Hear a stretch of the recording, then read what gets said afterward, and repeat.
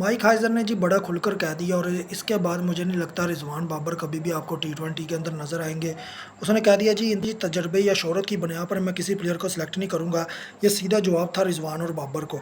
उसने ये भी कह दिया अगर रिज़वान और बाबर टी20 में आना चाह रहे हैं तो वो अपने आप को इम्प्रूव करें।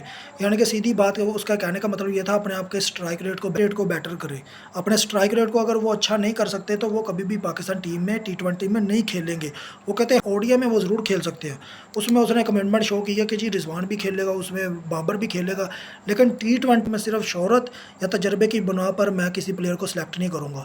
तो मेरे ख्याल में माइक हाइज़न जब से आ रहा है ना, बहुत से प्लेयरों की नींदें हराम हुई पड़ी हैं कि आपने देखा होगा शहनशाह अफरीदी बाहर कर दिया गया, बाबर बाहर कर दिया गया, रिज़वान बाहर कर दिया गया, जबकि बाबर रिज़वान के लिए बड़ी हैवी कैंपेन रन की जा रही थी कि जी पहला बयान ही माइक हाइज़न की तरफ से झूठा चला दिया गया, जी बाबर रिज़वान के बगैर मैं टी20 की टीम सोच नहीं रहा। मैंने पहले कहा था कि ये खबर झूठी हो सकती है कि उनके सोशल मीडिया के ऊपर बेइंतहा पीआर स्टंट चलते हैं।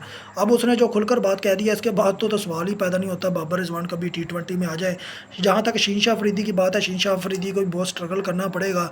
लेकिन माइक हासन की मैं एक बात आपको क्लियर कर दूँ कि वो जिस तरह से इस्लामाबाद प्लेयर्स, इस्लामाबाद के कोचेज़ यूज़ कर रहा है ना, ये उसके लिए सबसे बड़ा डिसएडवांटेज यूज़ होगा एक टाइम पर। उसे पता चल जाएगा कि वो जिन तिलों को बहुत ज़ोर लगा कर तेल निकालने की कोशिश कर रहा है, वैसा हो नहीं पाएगा। जब तक आप दूसरे प्लेयर्स पर बिलीव नहीं करोगे, आप सिर्फ यही समझोगे कि इस्लामाबाद यूनाइटेड में ही कोच बेटर हैं, इस्लामाबाद यूनाइटेड के ही प्लेयर बेटर हैं, उसकी सबसे बड़ी एग्जांपल क्या है? नसीम शाह का टी20 टीम में होना बनता ही नहीं था। ये सिलेक्शन कमेटी भी कह चुकी थी कि हम इसे रेस्ट करा रहे थे शहनशाह अफरीदी के साथ, लेकिन जी माइक हाइज़र ने कहा कि नसीम शाह टी20 में खेलना चाहिए। अब देख लें, उसने पीएसएल के जो आखिरी 3 मैचेज़ हैं, उसमें लगातार 50 प्लस स्कोर खाया। इसी वजह से खाया ना, क्योंकि उसकी फ़िटनेस नहीं है, उसकी बॉल की वो स्ट्रेंथ नहीं है इस टाइम।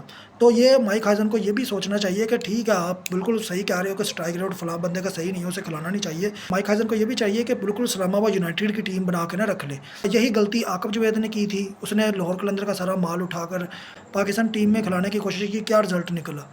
कोई रिज़ल्ट नहीं निकला, 0/0। तो ये माइक हाइज़न को ज़रूर सोचना चाहिए।